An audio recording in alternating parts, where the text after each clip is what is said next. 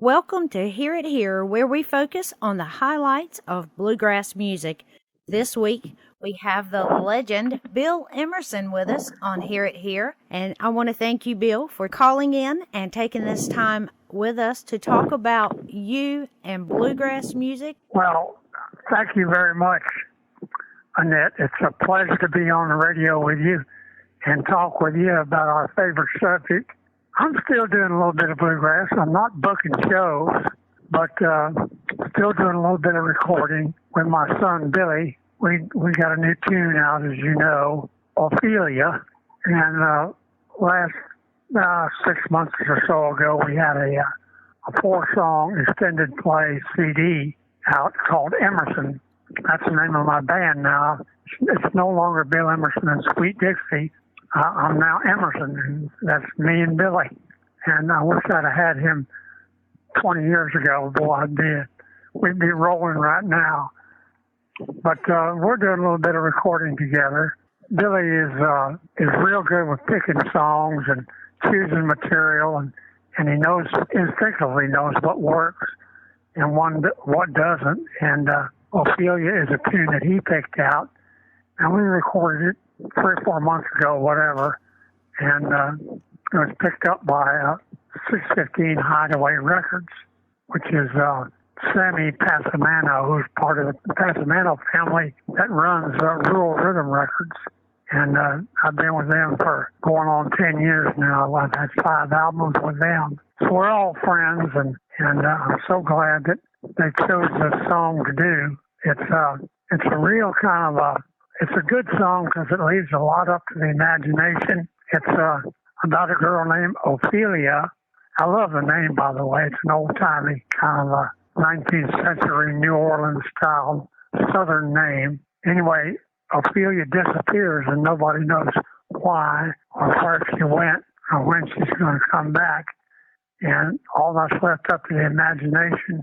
It's a good song, and it's good bluegrass.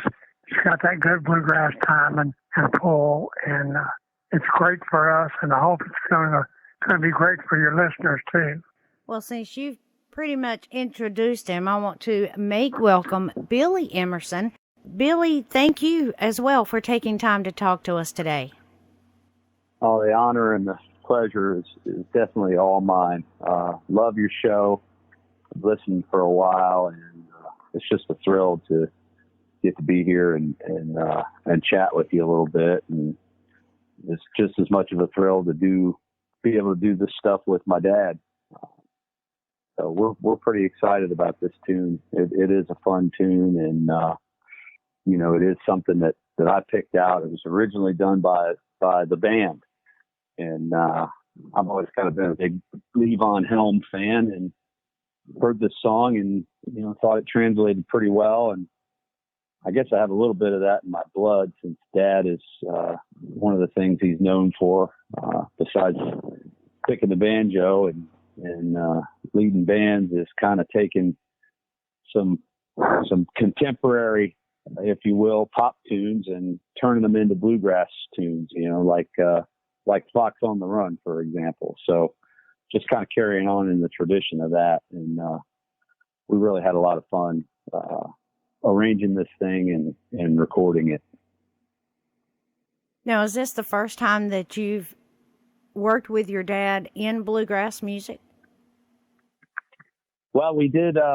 We put out an EP last year, a 4-song EP called Emerson 414, and Dad said that's the name of the act now is just simply Emerson, which is pretty cool. It's definitely a family affair. So I've done those 4 songs with him, performed with him a few times when he was still out playing out in public. And this is the 5th thing that we've recorded together, and I got to say, for me, it's my favorite one. They've all been fun. They've all been good, but this is it's a really cool song.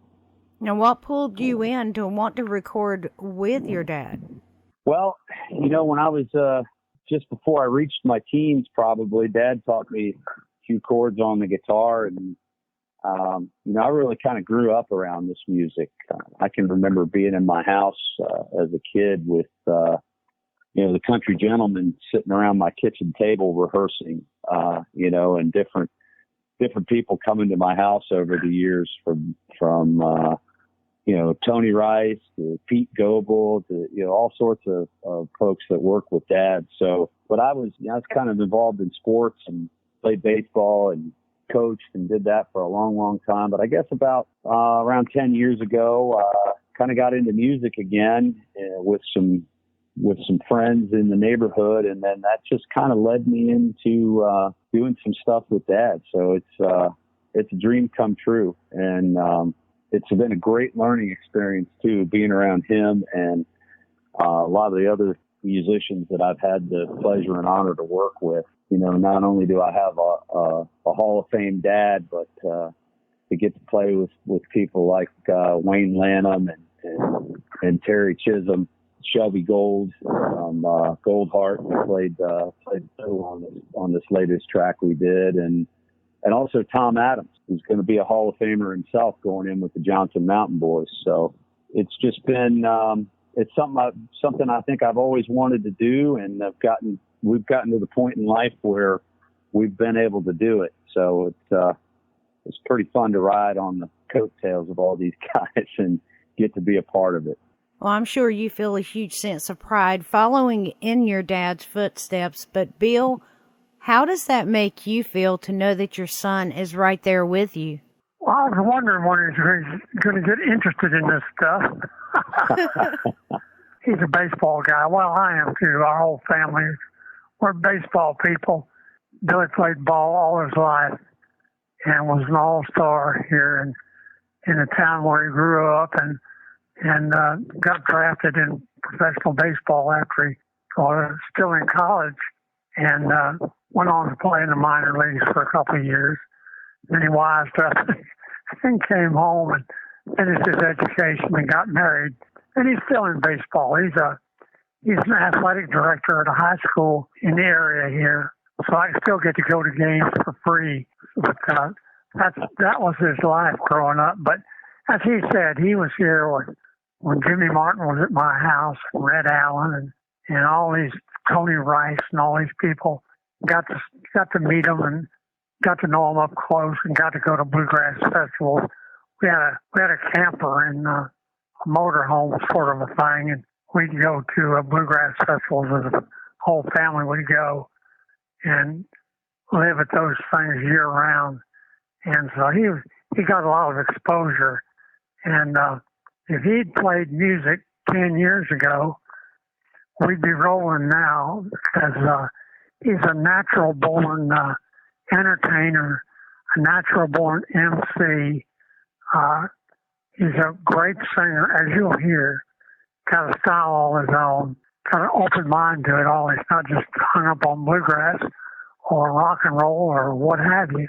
Just got a good feel for the music. I wish that I had him 10 years ago.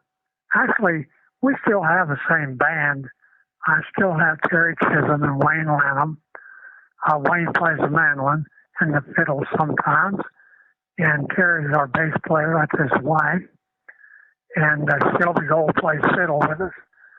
And the great Tom Adams, who is a three-time IBMA Banjo Player of the Year, plays guitar when Billy's not playing guitar. So I got a lot of choices there. But the same band, we just added Billy. He's good to be around. He does a great job. Anything you ask him to do, he does, and he does well. So hopefully we'll keep doing this for a long time.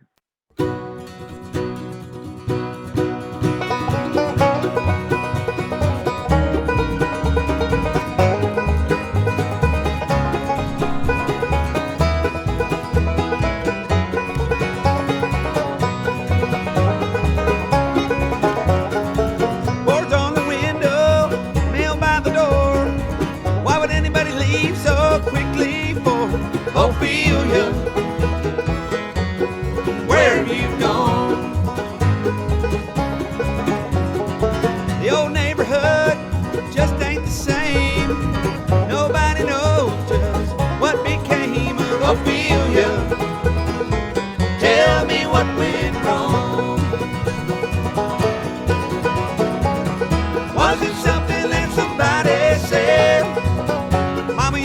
we broke the rule. Was somebody up against the law? Honey, you know I'd die for you.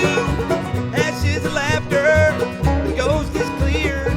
Why do the best things always disappear? Like Ophelia, please darken my door.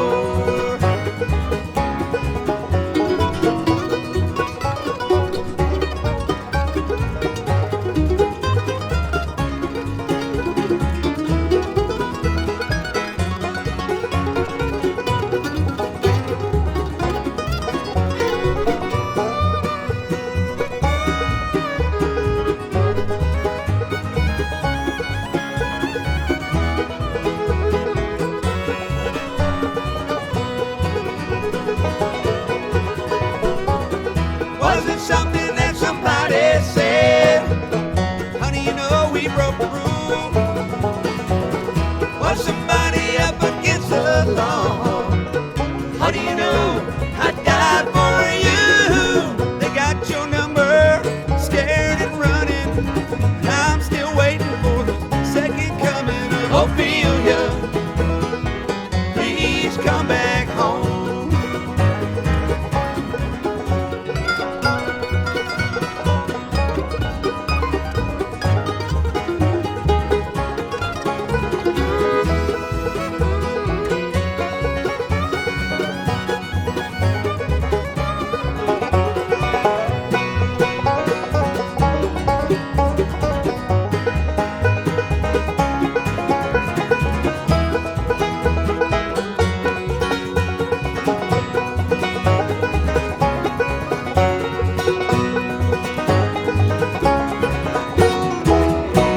Well, it's obvious where Billy got his influence in bluegrass music. It came from you. But what about you, Bill? Yeah. Where did your influence come from? Well, I'll tell you what, that's a good, that's a good question. I came from an urban background. I lived in Bethesda, Maryland, and a family moved in across the street from us that were from South Africa. The father worked at the South African legation downtown. He was with the South African government. And the son, whose name was Michelle Horrocks, had some Bill Monroe and Flatt and Scruggs records, 78. That's all I had back then. And that's where I was first exposed to bluegrass music. And I heard that and I said, man, what is that? I have got to, and I was messing with the guitar then, trying to play like Hank Snow and Carl Smith and people like that. And I said, man, I have got to figure out what's going on there and see if I can't do that. So I had an electric guitar, a big old jazz-style guitar like George Benson or somebody would play, and an amplifier to go with it. I took all that junk and traded it in on a cheap banjo. John Duffy, I know you know who he is or was. John lived about a mile away from me down the road, and so I got on my bicycle, put that banjo across the handlebars, and rode on down to his house and asked him, John, how do you play this thing? And he said, well, put this pick on this finger, put that pick on that finger, and this one on your thumb, and you play this roll like this. And I'll draw you out some chords on a piece of paper. And that's how I got started playing the banjo. And shortly thereafter, I started hearing bluegrass on the radio. There's a couple of stations here that programmed it sporadically, sparsely, and they mixed it in with country music. It wasn't just bluegrass. It was mixed in with 50s country music. So that's how I got started on it. Eventually, I got to where I could play enough to where I thought, man, I would really like to play with a band. That's what I need, a band. So I heard a radio program on WINX in Rockville, Maryland. It came on every Saturday morning. It was a group called Uncle Bob and the Blue Ridge Partners. They were just a bunch of good old boys that got together and played on the radio. And I went over there and they said, hey, man, get your banjo and bring it on in here and join us. And that's how I got started. Well, that's amazing how it was a neighbor that started your influence. You know, typically in bluegrass, it's most of the time a family member that has exposed the person to one instrument or another, and it just sparks a fire. Yours was a neighbor, and the fact that you had John Duffy close enough to jump on a bike and ride to his house.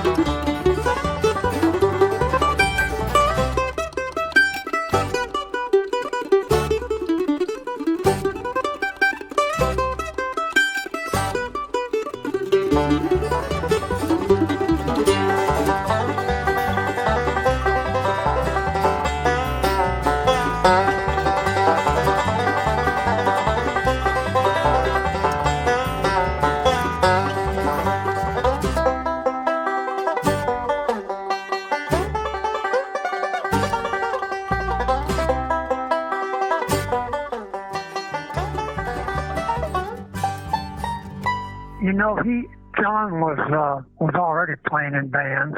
There was a drive-in restaurant up in Bethesda called the Hot Shop, and John would go up there and back his car in a parking place and get out his mandolin and sit there in his car and play his mandolin. That's where I first met him. People would gather around. He'd sit there and play that mandolin. Later on, some of the people that he played with would gather at the infield at the drag races in Manassas, Virginia. I'd go down there and watch them and watch the banjo player, try to figure out what he was going to do. By the time I got home, of course, I forgot it all, but it was good to watch anyway.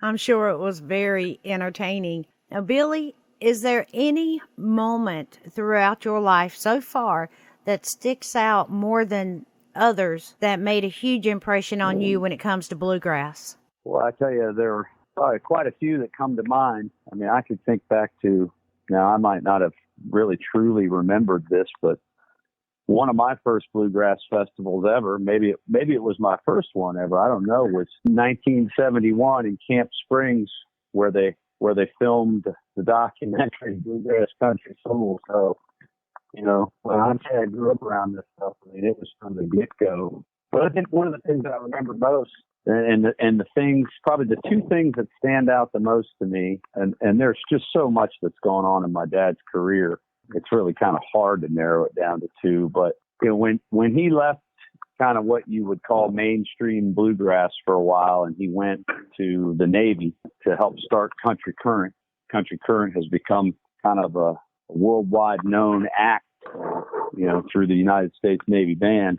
You know, I just remember being with him a lot then, going to shows all around the DC area. And, you know, he played for every president from Jimmy Carter, I think to all the way to Bill Clinton, Carter, Reagan, first Bush. You know, he traveled overseas to play. So that really sticks out to me. His Navy career was, you know, great musically and also in service to our country. And then, you know, last fall, being at the IBMA Awards and World of Bluegrass down in Raleigh, and watching Dad go into the Hall of Fame and seeing him reunite with a lot of guys that he'd played with over the years, and getting to talk to those guys, Doyle Lawson and Jerry Douglas and Del McCurry.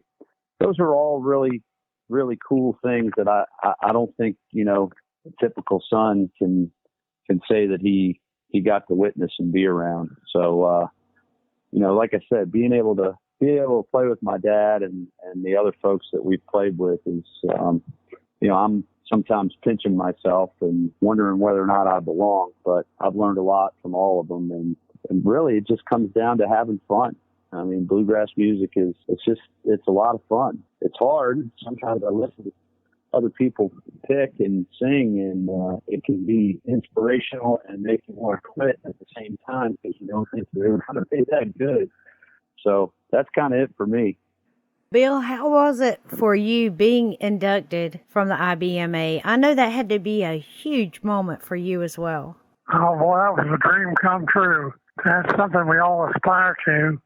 I never thought that I would be up there, but it happened, and my peers voted me in there, and such an honor. It's the highest honor one can achieve in bluegrass music, and I just don't know what the words do not come to me to express what a great honor it is.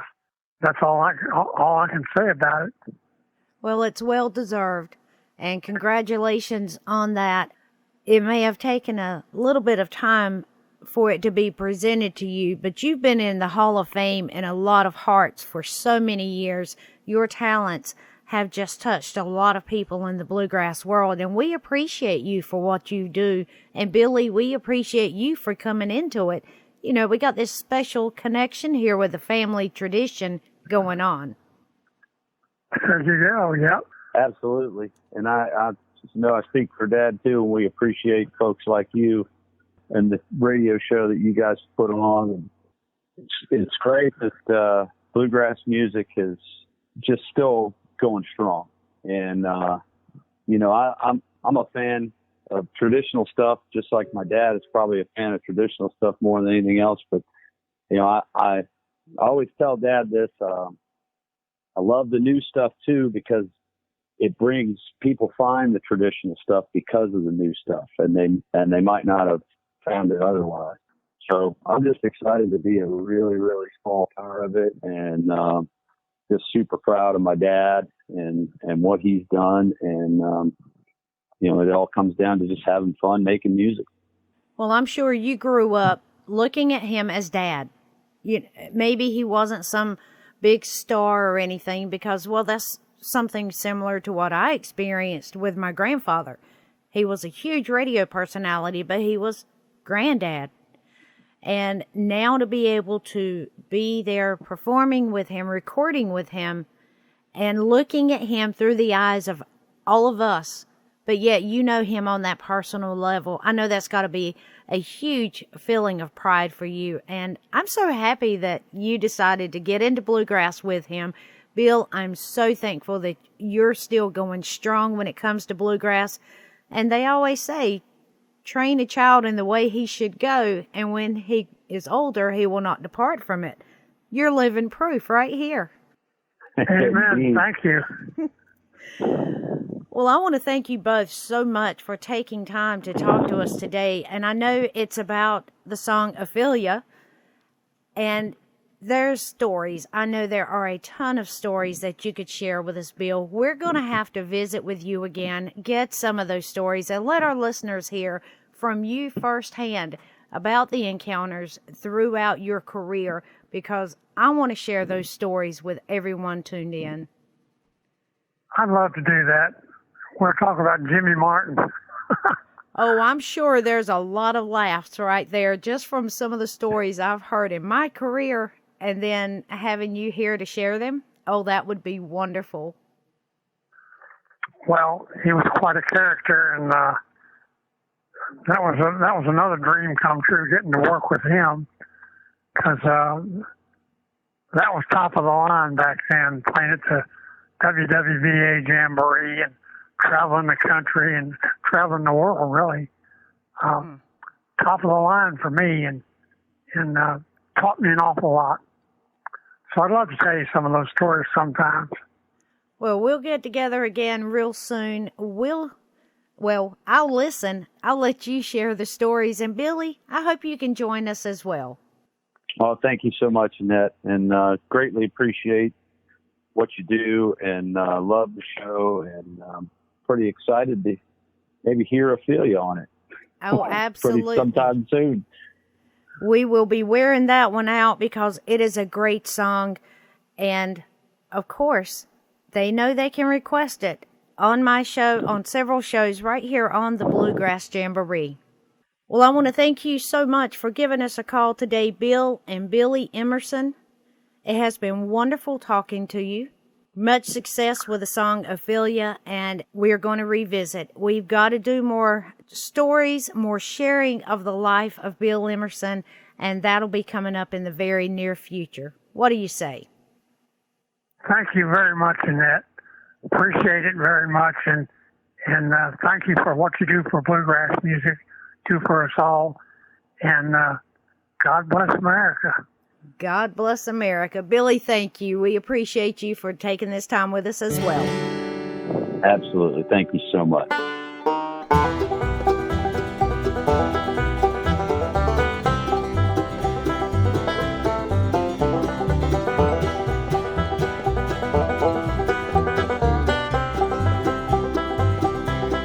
For all of this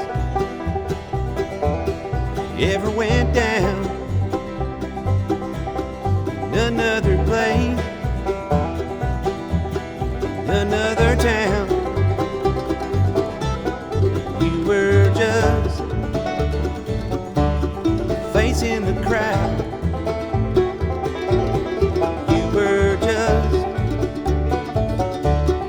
facing the crowd. Out in the street, walking around, facing the crowd.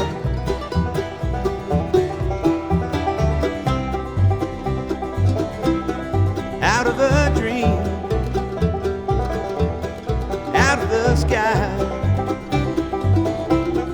into my heart, into my life. You were just facing the crowd.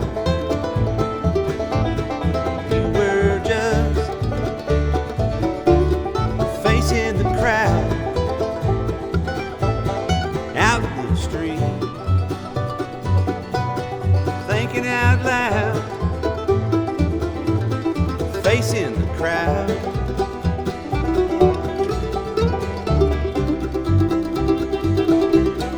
Facing the crowd.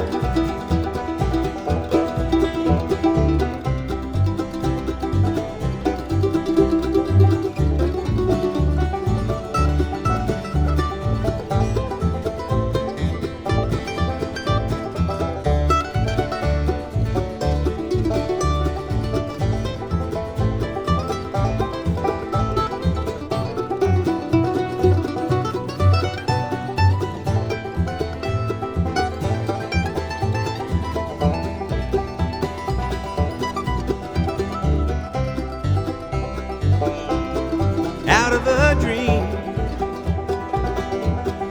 out of the sky, into my heart, into my life. And you were just facing the crowd. You were just facing the crowd. Out in the street, walking around, facing the crowd.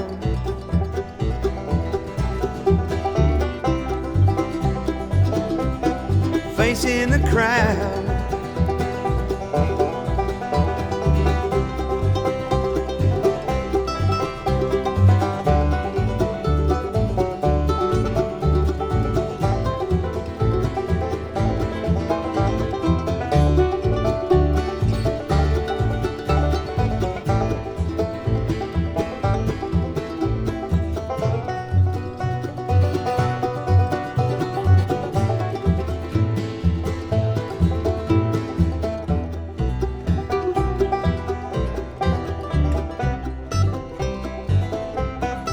place in the crowd. Thank you for tuning in to this week's edition of Hear It Here with our special guests, Bill and Billy Emerson.